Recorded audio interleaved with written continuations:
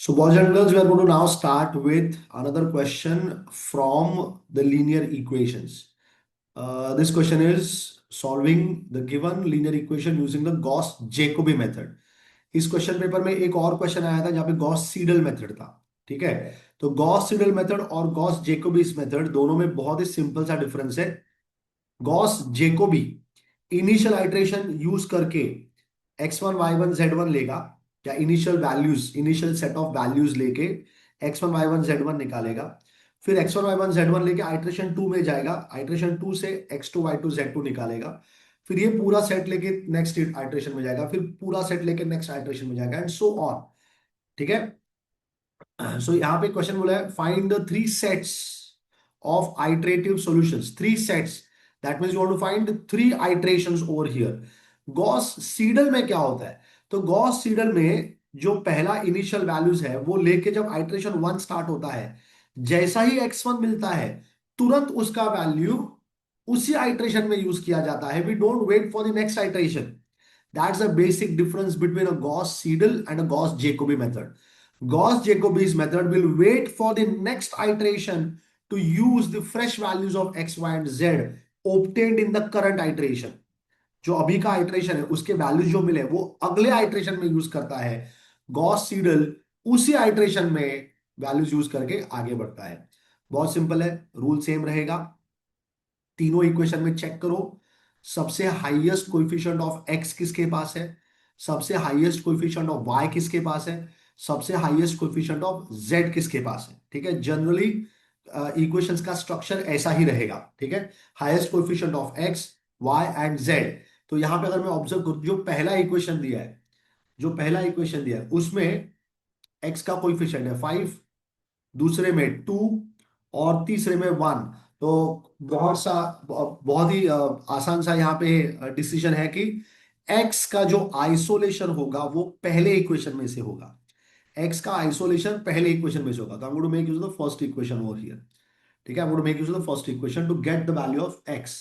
तो मैंने अगर लिख दिया 5x minus y plus z is 10, that implies x would become equal to what, 10 plus y, minus y को उधर भेजा प्लस वाई, जेड को उधर भेज दूंगा माइनस जेड बन जाएगा। ठीक है, ये 5x का वैल्यू है तो x का वैल्यू 1/5 हो जाएगा, 1/5 times of 10 plus y minus z, that's the expression for x।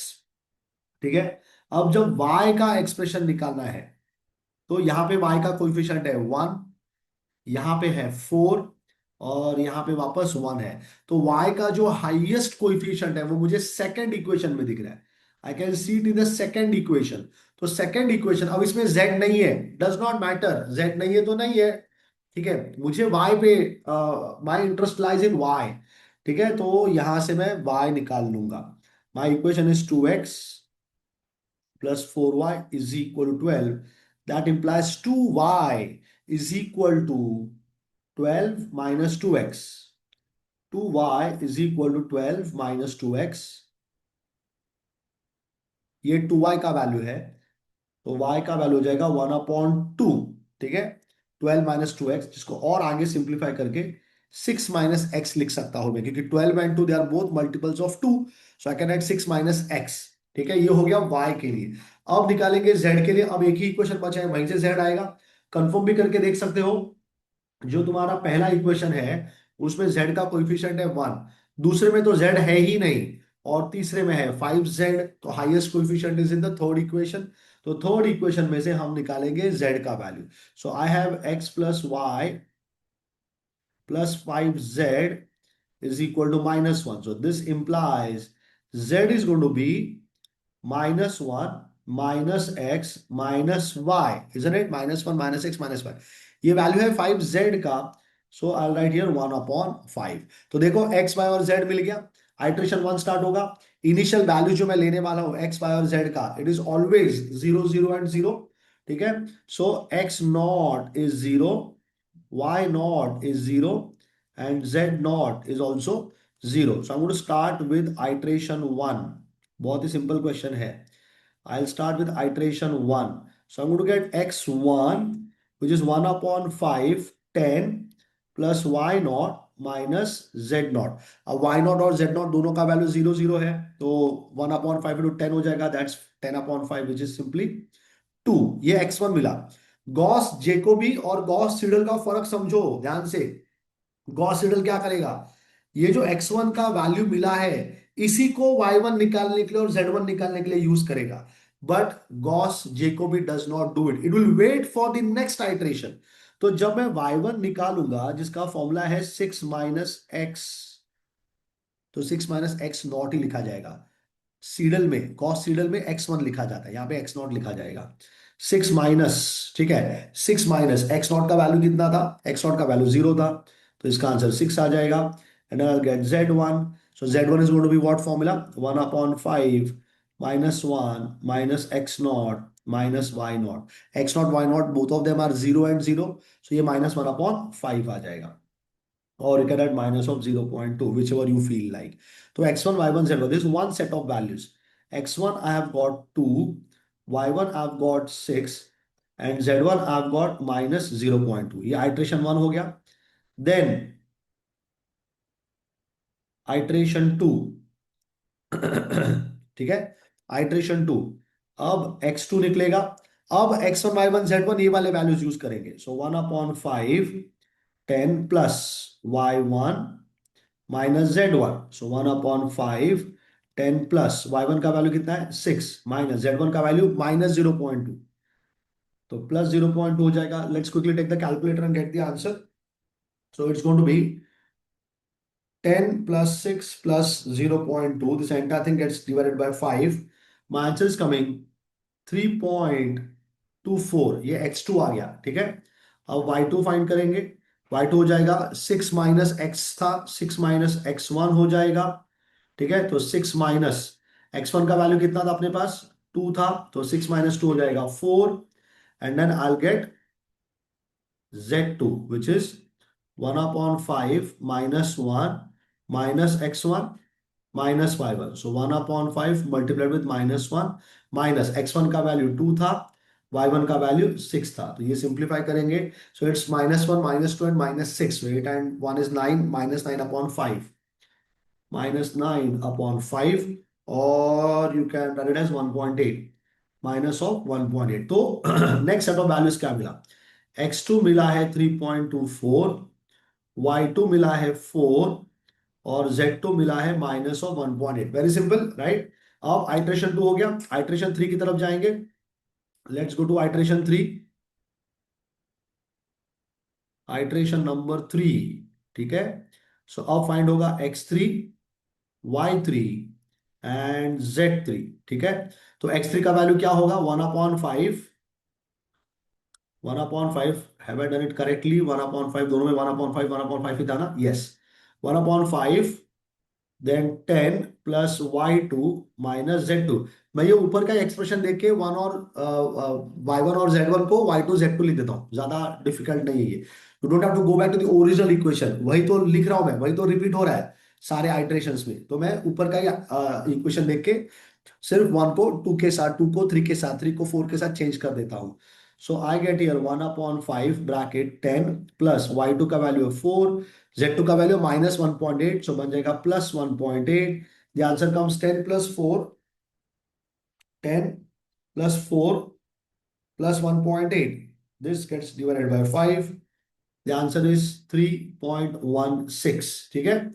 ये हमारा आ गया आंसर x3 का। y3 फाइंड करेंगे, दैट इज 6 माइनस x2, तो 6 माइनस x2 का वैल्यू था हमारा 3.24। So 6 minus 3.24, let's do that as well. 3.24, 6 minus 3.24, it comes 2.76, तो 2.76 हो गया, ठीक है। Z3 का वैल्यू क्या हो जाएगा, 1/5 bracket -1 minus x2 minus y2, सो 1/5 माइनस और माइनस, x2 का वैल्यू है 3.24 और y2 का वैल्यू है मेरा 4, ठीक है। So this would give me, so that's -1 minus 3.24 and -4, so that's -8.24, ठीक है ना। 4 plus 1 5, 5 plus 3 8, minus of 8.24, this gets divided by 5, it comes -1.76, 648. So what's the third set of the values of x, y, and z? So x3 has come 3.16, y3 has come 2.76, and z3 has come minus 1.648. यहाँ पे question खत्म हो चुका है। यहाँ पे question खत्म हो चुका है। हमको क्या पूछा गया है? First three set of values पूछा है। मैं एक आइट्रेशन और करके देखने वाला हूं कि कहीं मेरा जो वैल्यूज है वो क्लोज आ रहा है क्या आंसर के। ठीक है, जनरली दो वैल्यूज सेम आते हैं, जनरली दो वैल्यूज, दो आइट्रेशन के वैल्यूज सेम आ जाएंगे। ठीक है, सो एक और आइट्रेशन फाइनल करके देख लेते हैं जल्दी से। ठीक है, so even though it is not asked in our question, we just need to write up to three iterations. We just need to solve up to three iterations. But let's quickly get the fourth iteration. X4 is going to be 1 upon 5, 10 plus Y3 minus Z3. ठीक है, मैं original expression देख ही नहीं रहा हूं। Iteration 3 में लिखा हुआ एक्सप्रेशन सिर्फ 2 के जगह पे 3 लिखना है। सो 1 अपॉन 5, 10 प्लस y3 का वैल्यू है 2.76 माइनस z3 का वैल्यू माइनस 1.648, सो प्लस 1.648 बन जाएगा। ठीक है, सॉल्व करेंगे अभी तुरंत। देन y4 का वैल्यू है 6 माइनस ऑफ x3, तो 6 माइनस x3 का वैल्यू था 3.16। ठीक है, इसको भी सॉल्व कर लेंगे। एंड देन z4 का वैल्यू हो जाएगा 1 upon 5 bracket -1 minus of x3 minus of y3. So 1 upon 5 multiplied with -1 minus x3 का वैल्यू है 3.16, y3 का वैल्यू है 2.76। तो जल्दी से इनका आंसर्स निकाल लेता हूं मैं। So the first one is 10 plus 2.76 plus 1.648. This answer gets divided by 5. My answer is 2.8816. So this answer is coming closer and closer to 3.16, फिर 2.8816, फिर और आगे जाएगा 3 पॉइंट समथिंग, फिर पीछे आएगा 2 पॉइंट समथिंग। ऐसे करते करते वो 3 के नजदीक जाने का कोशिश करेगा। Then you can see that 2.76 y3 का वैल्यू यहाँ पे कितना आ रहा है? 6 माइनस 3.16, दैट इज कमिंग 2.84। तो ये समवेयर अराउंड 2.75 के आसपास होना चाहिए, 2.8 के आसपास होना चाहिए। ठीक है, उसके बाद Z4 का वैल्यू निकालेंगे, that's -1 minus of 3.16 and minus of 2.76. ठीक है, this gets divided by 5. The answer is coming minus of 1.384. तो ये समवेयर अराउंड 1.4 या 1.5 हो सकता है। ठीक है, तो ऐसे हमको आइट्रेशंस आगे कंटिन्यू करना है। So this is how the Gauss Jacobi's method is solve. Very simple, बहुत सिंपल सा लॉजिक है। इसमें क्या करना है? you will have to wait for using the values of xyz into the next iteration. You can't use it in the current iteration. ठीक है, Gauss Seidel uses the values of xyz in the current iteration itself. That's how Gauss Jacobi method is solved. I hope the question is very clear to you. This was question number 6C, which is the last question of the question paper. So I hope this entire paper that I have solved is well understood to you.